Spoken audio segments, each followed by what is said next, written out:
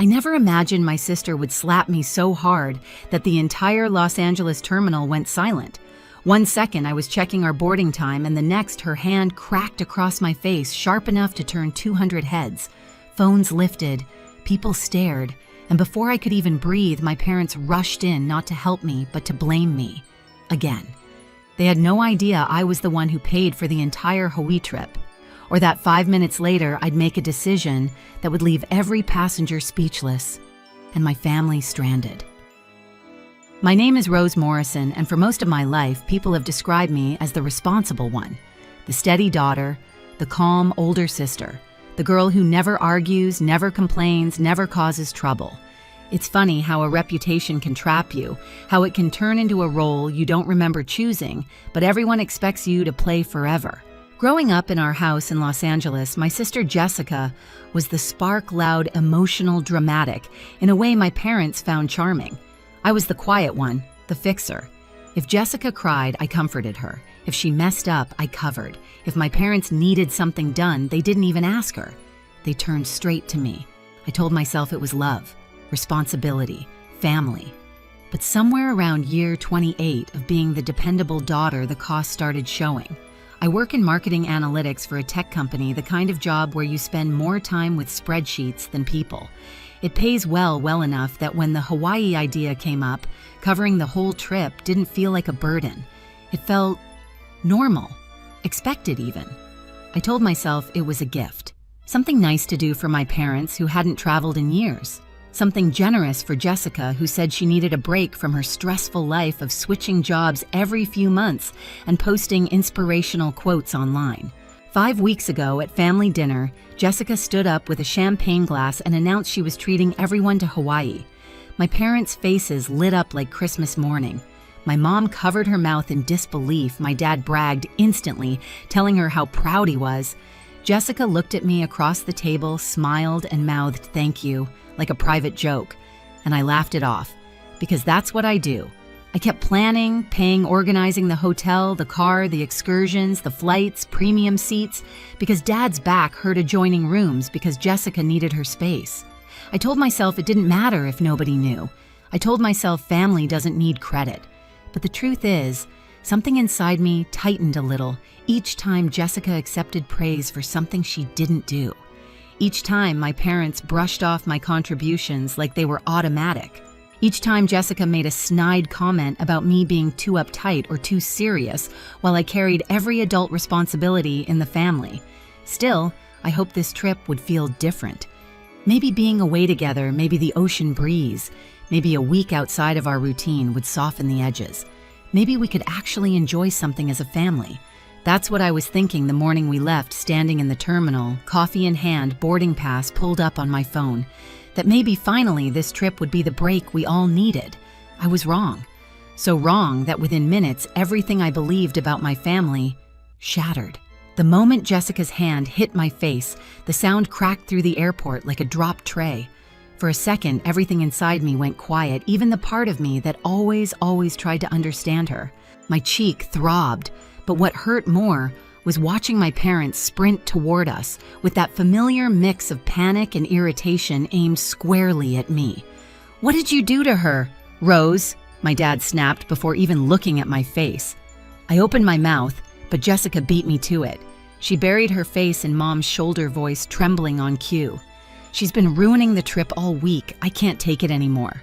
The lie slid out so smoothly it barely surprised me. What surprised me was how quickly my parents accepted it again. Mom stroked Jessica's hair, glaring at me over her shoulder. "Why can't you just let your sister enjoy herself?" There it was, the script we'd been performing since childhood, and standing there in Terminal 4, surrounded by strangers recording us, all the old memories started flooding in, heavy, humiliating, undeniable. The graduation party. Jessica had barely passed high school, and she'd wanted a big celebration just like everyone else. Our parents didn't have the money, so I quietly paid for the cake, the decorations, the backyard tent. $2,000. Jessica made a whole speech thanking Mom and Dad for everything they did. Everyone applauded. Mom teared up. Dad hugged her. I stood by the grill holding a tray of burgers, smiling like it didn't matter. The apartment. 2 years later, she got approved for a cute place near downtown because I co-signed.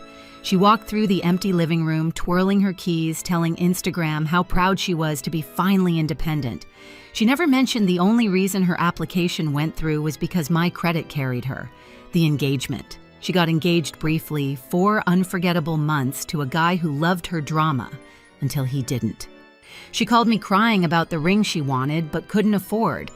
I lent her $5,000. She bought the ring, posted it online with a Bible quote, and when the relationship fell apart, she kept it. Never paid me back, never even brought it up. And the gifts. Every birthday, every holiday, I bought presents from both of us because she claimed she was broke or overwhelmed or busy. For years, Mom believed Jessica was better at picking gifts than I was. But the flashback that stung the most, that family dinner 5 weeks ago. Jessica clinked her glass, smiled sweetly and said, "I'm treating us to Hawaii. We leave in June. All expenses paid." Mom gasped. Dad told her she was amazing. Jessica soaked in the praise like sunlight, and then she looked at me directly and mouthed thank you with that tiny smirk she thought nobody ever caught. I remembered the warmth rising in my chest, not from pride, but from something tighter, something heavy, something that felt like resentment, even though I hated admitting it. Now here we were in the middle of a packed airport replaying the same scene for the 1,000th time. Jessica plays the victim. My parents defend her, and I'm the villain by default. "Apologize," Dad said, stepping between us like a referee. "Do it properly." My cheeks still throbbed, but I swallowed. I always swallowed. I didn't do anything. I whispered, "Rose." His voice dropped to that low, disappointed tone he'd used on me my entire life. "You made your sister cry. Fix it." I looked at Jessica mascara, perfectly streaked like she'd practiced, and something inside me shifted. Not anger, not yet. Something quieter, something colder, a realization. Nothing I'd done for 28 years had ever balanced the scale. Not the trips, not the money, not the favors, not the silence. And in that moment, standing alone in a crowd of 200 strangers, I understood one thing with absolute clarity. If I kept playing the role they wrote for me, I would lose myself completely. For a moment after my dad's command, "Fix it," I just stood there, feeling the heat from Jessica's slap radiate across my cheek. The sting was sharp, but it wasn't what made my eyes blur.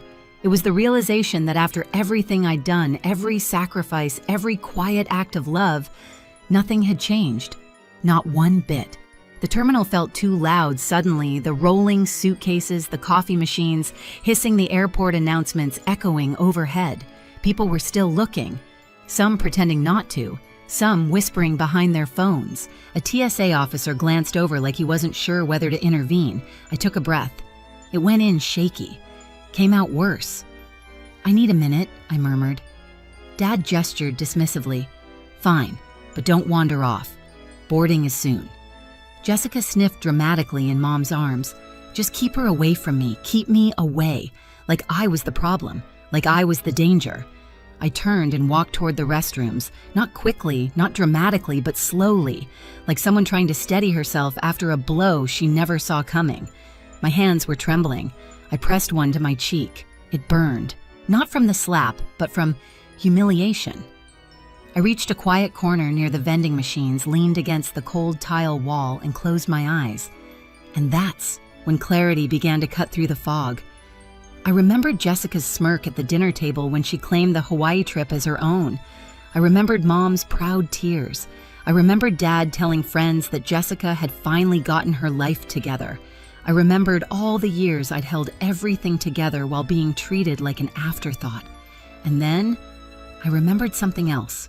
I was the one who paid. Every flight, every room, every reservation, every bill. Not Jessica, not my parents, me. My eyes opened. The tremble in my hands stopped, just like that. I pulled out my phone and opened my email. The confirmation for the flights was right there, my name, my card, my payments, then the hotel, the rental car, the activities, the bills, all mine, all under my account.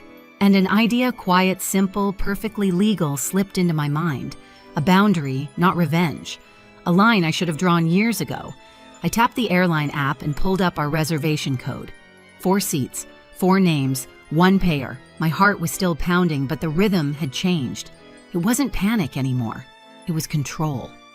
I stepped farther into the corner away from the traffic of passengers and hit the call button. A calm voice answered, "How can I help you today?" And with a steady breath, I said, "I need to make a change to a reservation. No rage, no shouting, no theatrics. Just a choice to stop funding the people who refuse to see me." As the agent pulled up the tickets, I glanced toward the distant gate.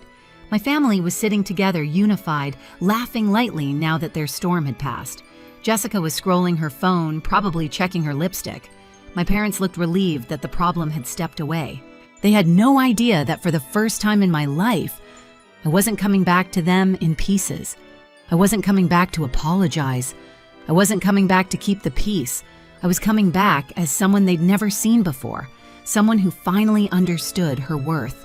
The airline agent placed me on a brief hold, soft instrumental music playing through my earbuds. I stood there in that quiet corner, the cold tile pressing into my back, feeling my heartbeat settle into something steady, purposeful. I'd never felt this calm in a moment like this, not when Jessica cried her way out of consequences, not when my parents scolded me for things I didn't do, not when I paid bills that weren't mine. For once, the silence wasn't suffocating. It was liberating. The agent came back. "All right, I have your reservation pulled up. 4 passengers to Honolulu. How can I help you?" I swallowed, but my voice didn't shake. "I'd like to cancel 3 of the tickets." There was a brief pause. 3 tickets, yes. Keep only the 1 under Rose Morrison. Another pause, this time longer. "Understood. There will be cancellation fees, but the travel credit will go back to your account since the payment originated from you." "Perfect," I said. "Go ahead." And with a series of clicks on her end just like that, the balance of power in my family shifted for the first time in 28 years. When the cancellation confirmation hit my inbox, I stared at it for a moment. 3 names gone. 3 people who had used my silence as permission for far too long. I wasn't angry. Not anymore. I was done. Next, I opened the hotel reservation in the app. 2 adjoining ocean view rooms. 4 guests, my credit card. I tapped the number and spoke to a cheerful woman who introduced herself with a warm, island-accented lilt. "How may I assist you today, Ms. Morrison? I'd like to modify my reservation," I said. "Change it to 1 room, 1 guest." She made the adjustments, offered me a refund for the difference, told me she hoped I'd enjoy my stay.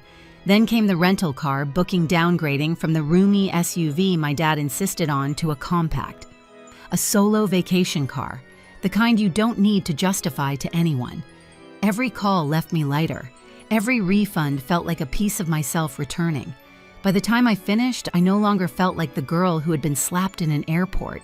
I felt like someone I hadn't seen in years, Rose Morrison, the adult with control over her life. I slipped my phone into my bag and made the long walk back toward Gate 76. The airport felt different now, not hostile, not overwhelming, just neutral.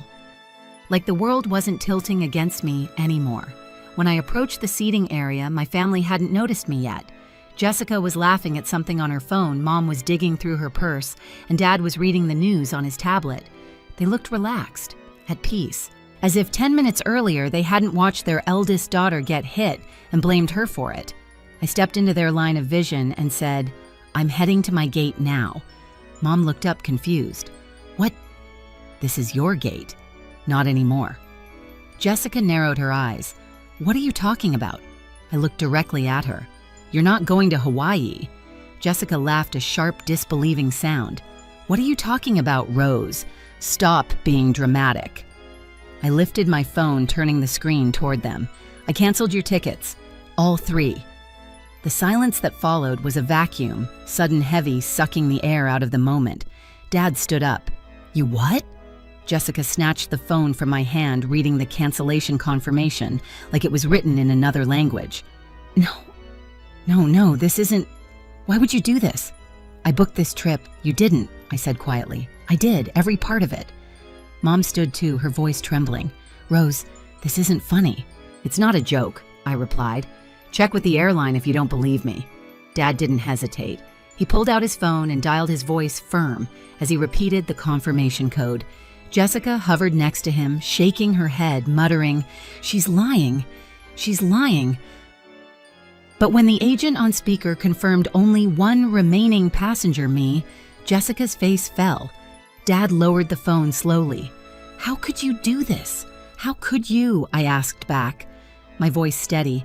"How many times have you watched her lie and watched me take the blame? How many times have you praised her for things I paid for? How many times have you asked me to stay quiet to keep the peace?" "No," Mom said, stepping closer. "We didn't mean—" "Yes, you did," I said. "You believed her without question. You didn't even look at my face after she hit me. You just took her side because that's what you always do." Jessica's voice cracked, the performance gone. "Rose, please." "I didn't mean you meant every part of it," I said. "And I meant this." I showed them the hotel refund, the rental modification, the tour cancellations, every piece of their trip dissolving one confirmation at a time. Dad's face went red. "You think this makes you the hero?" "No," I answered. "It makes me free." Mom touched my arm, tears gathering. "We can fix this. Please don't leave us here. We don't have the money for new tickets." I met her eyes. "I know. That's why I paid in the first place." Jessica grabbed my wrist, her voice shaking. "I'm sorry, Rose. I shouldn't have slapped you. I was stressed. I wasn't thinking." I gently pulled my arm back. "You're 26, Jessica. When do you start thinking?" There was nothing cruel in my tone. No malice. Just truth. Truth she had avoided for years. The boarding announcement chimed overhead. Now boarding Group A for Honolulu. My group. Dad stepped in front of me. "If you walk through that gate, don't expect to come back." I looked at him, really looked at him, and for the first time, I didn't shrink, didn't flinch, didn't fold. "I'm not the one who left," I said softly. "You did. A long time ago." I stepped around him. No one stopped me this time. The gate agent scanned my ticket, gave me a sympathetic look, and quietly said, "Rough day." I smiled faintly. Getting better. Walking down the jet bridge, I felt the weight lift from my chest with every step. When I reached my seat, premium window, extra legroom, the sun was slanting through the glass in golden stripes. As the plane pushed back, I glanced out the window one last time. Through the glass of the terminal, I saw my family, Jessica, pacing in panic. Mom crying into her hands, Dad arguing with a gate agent like he could force the world back into the shape he wanted. They looked lost, like actors who suddenly forgot their lines when the script changed. What happened next in my life really did shock everyone. Hawaii felt different the moment I stepped onto the balcony of my room. The ocean was a deep, endless blue, the kind that makes you feel both small and protected at the same time. I let the breeze hit my face, the same cheek Jessica slapped hours earlier, and for the first time in years, it didn't sting. I spent the next few days snorkeling, hiking, eating alone without apology. My phone buzzed, non-stop calls, apologies, anger, confusion, but I silenced all of it. On the flight home, I finally opened the letter my parents mailed to my apartment. They admitted everything, the favoritism, the blind spots, the years of taking me for granted. They apologized. Honestly. I folded the letter gently and placed it in a drawer.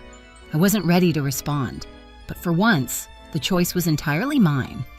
I've learned that peace doesn't come from keeping quiet, it comes from finally choosing yourselves. My family may or may not change, but I'm no longer carrying the weight of their choices.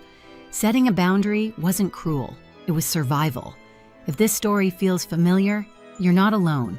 Share your thoughts in the comments and tell me where you're watching from. And if you want more true family stories like this, hit subscribe so you never miss the next one.